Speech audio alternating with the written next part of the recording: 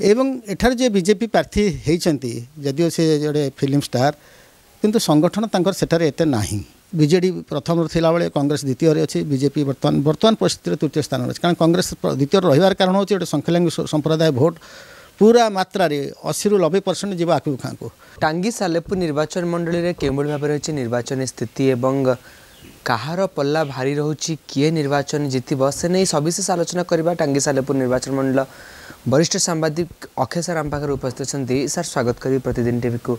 अति पाखर आप देखते निर्वाचन को अनेक निर्वाचन भी आप निजे अनेक समय भोट देते जानी प्रार्थी मान को एक स्थिति के भाव देखुं बर्तमान कौन हम टांगी सालेपुर निर्वाचन स्थिति 41 टांगी सालेपुर निर्वाचन मंडली ये हूँ ओडार गोटे ख्यातनाम निर्वाचन मंडली ये उत्कल गौरव मधुसूदन दास ये जन्म जे स्वतंत्र उत्कल प्रदेश गठन में प्रमुख भूमिका थिला एवं विशिष्ट साहित्यिक सुरेंद्र महांती ये जन्म। तेणु ये माटी हूँ साहित्यर माटी संस्कृतर माटी एवं ये माटी हूँ चाषी कृषकर माटी जोपाई ये धान प्रचुर अमल हुए से सालेपुर शाली धान सालेपुर नाम सृष्टि होती जहाँ मुझे स्वागत करुच्ची प्रतिदिन टीवी को जे आपण मैंने आसिक ग्राउंड जीरो जो रिपोर्ट संग्रह कर वास्तविक निर्वाचन समय प्रणिधान योग्य विशेष भाव सालेपुर निर्वाचन मंडल आप जानी बर्तमान 9 जन प्रार्थी प्रतिद्वंदिता कर चलित निर्वाचन ये गोटे विशेष प्रतिद्वंदिता होती जे केंद्र में बीजेपी सरकार और राज्य में बीजेडी सरकार उभय शुणा जाऊला आगुरी मेंट करेंगे बोली मेंट भांगीगला एवं केंद्र सरकार दीर्घ दिन धरिकी प्राय 25 वर्ष धरी 24 वर्ष धरिकी नवीन पट्टनायक सरकार को जेकोसी बाटे समर्थन दूसरा यही माने ये सरकार केंद्र सरकार को समर्थन दूसरे किंतु वर्तमान से समर्थन रे फाट सृष्टि होती उभय लड़ुंट मैदान रे एवं परस्पर प्रति आक्षेप दोषारोप करुँच। सालेपुर निर्वाचन मंडली से भाई परिस्थिति सृष्टि होती जदिव सालेपुर निर्वाचन मंडली रे 2000 माने 1951 निर्वाचन मंडली सृष्टि है एवं आज की 16 जन विधायक ये निर्वाचित होती। सालेपुर निर्वाचन मंडल में गोटे बर्तमान जे आगुरी थे 2000 मसीह राजनीति पाद थापिदेले प्रकाश चंद्र बेहेरा से थिले प्रथम कांग्रेस 2014 से कांग्रेस निर्वाचित होते विधायक परवर्ती पर्यायर 2019 से निर्वाचन में बीजेपी को समर्थन करते किंतु 2024 निर्वाचन ओलटा होती से 2024 निर्वाचन से एठरू प्रतिद्वंदिता करना टिकट दिहलानी से बीजेडी मिसिले एवं कटक बारवाटी से निर्वाचन प्रतिद्वंदिता कर जार प्रतिनिधि थे प्रशांत बेहरा उभय प्रतिनिधि थे। प्रशांत बेहरा 2014 मसीह हारी थे प्रकाश बेहरा ठारू पाखापाखि 2000 भोट्रे एवं 2019 मसीह प्रशांत बेहरा 30,000 अधिक भोट्रे प्रकाश बेहरा को हर आज गोटे वास्तविक उभय बर्तमान गोटे दल सामिल होती प्रशांत समर्थक प्रकाश समर्थक उभय डंगार बसते। एठारे कांग्रेस जदिव कांग्रेस गत निर्वाचन में नामांकन पत्र दाखल करते रवींद्रनाथ कर से बर्तमान निर्वाचन में मात्र 5,000 भोट पाई जो भोट की अमानत हर से परिस्थिति जदिव एवं ना जे संख्यालघु संप्रदायर जे प्रतिनिधित्व करुवा युवा कांग्रेस साधारण संपादक आकिब खां बर्तमान कांग्रेस प्रार्थी होती।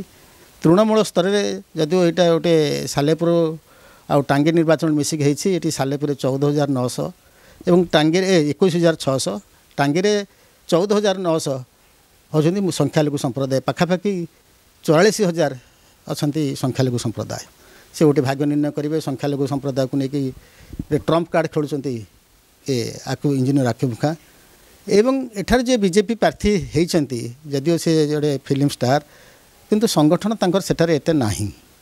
एठारे वर्तमान प्रशांत बेहरा जी 2014 रु आज पर्यंत 24 वर्ष पर्यंत 2014 से हारी कटक जिला परिषद अध्यक्ष थे सेठी संगठन करते नेतृत्व नहीं बीजेडी दलर एवं एवं से नेतृत्व नौ बीजेडी दलर एवं प्रार्थी होती समकक्ष प्रार्थी एठारे के नहांती जो मैंने लड़ुंट प्रशांत बेहरा जदि भित्तिभूमि बर्तमान दृढ़ निकटरे काली गत काली बीजेडी जे प्रकृतर ओडिशार जे नेता 5T चेयरमैन बीके पांड्यान आसी गस्त करी से ବିଜେଡ଼ି ସରକାର ବିଭିନ୍ନ ଉନ୍ନତିମୂଳକ କାର୍ଯ୍ୟ ସମ୍ପର୍କରେ କହିଛନ୍ତି ଏବଂ ପ୍ରାୟ 10,000 ଊର୍ଦ୍ଧ୍ୱ ଲୋକ ସେଠାରେ ସମାଗମ ହୋଇଥିଲେ ଏବଂ ବିଜେପିର ଏପର୍ଯ୍ୟନ୍ତ କୌଣସି ଟାଣୁଆ ନେତା ଏଠାରେ ଆସିନାହାନ୍ତି। ଯଦିଓ ଅରିନ୍ଦମ ରାୟ ନନ୍ କଣ୍ଟ୍ରୋଭର୍ସିଆଲ୍ ଲିଡର, ତାଙ୍କ ବିପକ୍ଷରେ କିଛି କହିବାର ନାହିଁ, କିନ୍ତୁ ତାଙ୍କ ସପକ୍ଷରେ ଜନମତକୁ ପ୍ରଭାବିତ କରିବା ଭଳି ସେ ଅଦ୍ୟାବଧି କୌଣସି କାର୍ଯ୍ୟକ୍ରମ କରିନାହାନ୍ତି।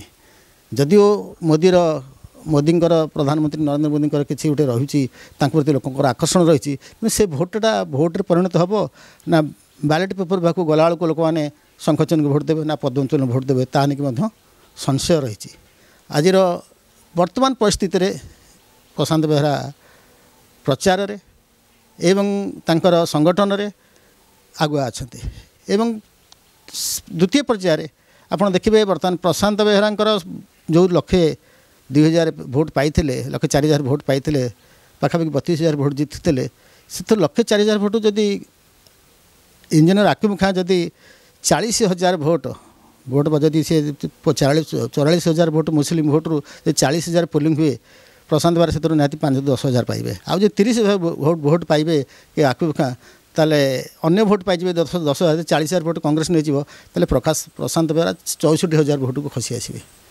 ଏବଂ ବିଜେପିର ବର୍ତ୍ତମାନ ଯଦିଓ ସେଭଳି ଭାବରେ ଆଖିଦୃଶିଆ ପ୍ରଚାର ହେଇନାହିଁ, କିନ୍ତୁ ଘରେ ଘରେ ସେମିତି ପ୍ରଚାର ହେବା କଥା ହେଇନାହିଁ, କିଛି ମାତ୍ରାରେ କିଛି ରାଲି ହେଉଛି ବିଭିନ୍ନ ପଞ୍ଚାୟତରେ, କିନ୍ତୁ ଗୋଟେ ସାଧାରଣ ସଭା ହେଇନାହିଁ। ଆକଳନ କରାହେଉନି ତାଙ୍କ ସପକ୍ଷରେ କେତେ ଲୋକ ଅଛନ୍ତି। ଯଦିଓ ବିଜେପି ଗ୍ରାସ୍ ରୁଟ୍ରେ କିଛି ଲୋକ କେନ୍ଦ୍ର ସରକାର ନରେନ୍ଦ୍ର ମୋଦିକୁ ଚାହୁଁଛନ୍ତି ଏବଂ 25 ବର୍ଷର ଶାସନ ପରିବର୍ତ୍ତନକୁ ଚାହୁଁଛନ୍ତି, ସେ ପରିବର୍ତ୍ତନକୁ ନାରା ଦେଇ ଏଠି ସଂଗଠନ ସେଭଳି ବ୍ୟାପକ କରାଯାଇ ନାହିଁ।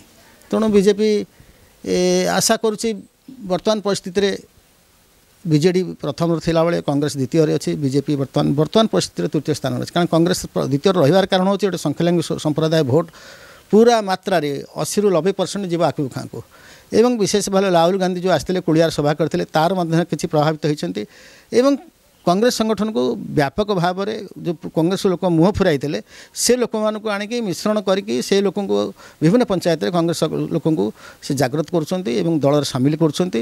ଏବଂ ଆକିମ ଖାଁ ମଧ୍ୟ ଫାଇନାନ୍ସ ଦୃଷ୍ଟିରୁ ମଧ୍ୟ ଗୋଟେ ସାଉଣ୍ଡ ପାର୍ଟି, ଯିଏକି ନିର୍ବାଚନ ଯେମିତି ହେବା କଥା ସେ ଲଢ଼ୁଛନ୍ତି।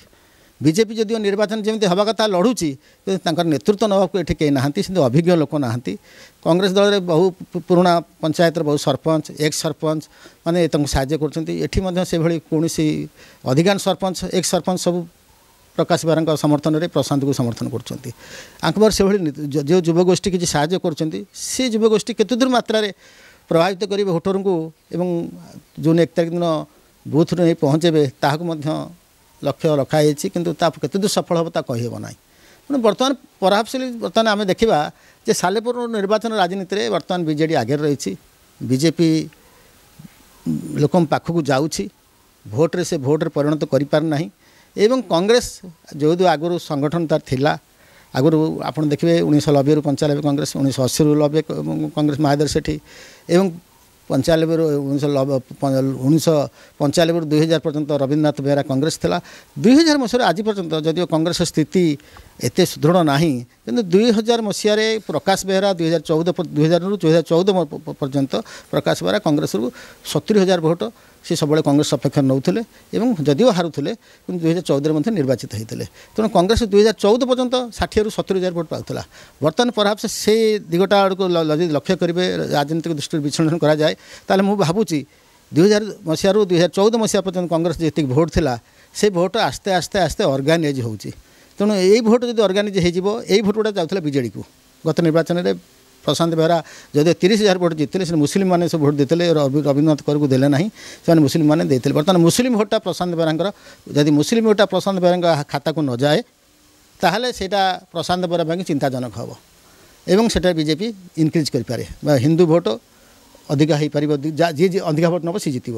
କିନ୍ତୁ ବର୍ତ୍ତମାନ ସ୍ଥିତିରେ ରୋଚକ ସ୍ଥିତିରେ ଅଛି, ବିଜେଡ଼ି ଯଦିଓ ଆଗରେ ଅଛି, କଂଗ୍ରେସ ମଧ୍ୟ ମଜବୁତ ଭାବରେ ସଂଗଠନ କରୁଛି, ଆଉ ବିଜେପି ବର୍ତ୍ତମାନ ଘର ଘରେ ବୋଲିକି ମୋଦିଙ୍କ କଥା କହି ପରିବର୍ତ୍ତନ ନାରା ଦେଇ ସେ ଭୋଟ୍ ସଂଗ୍ରହ କରୁଛି, କିନ୍ତୁ ସେ ଭୋଟ୍ଟା କେତେ ଦୂର ଯିବ, ବୁଥକୁ ଯିବ, ତାହା ମଧ୍ୟ ଜଣାପଡ଼ୁନାହିଁ।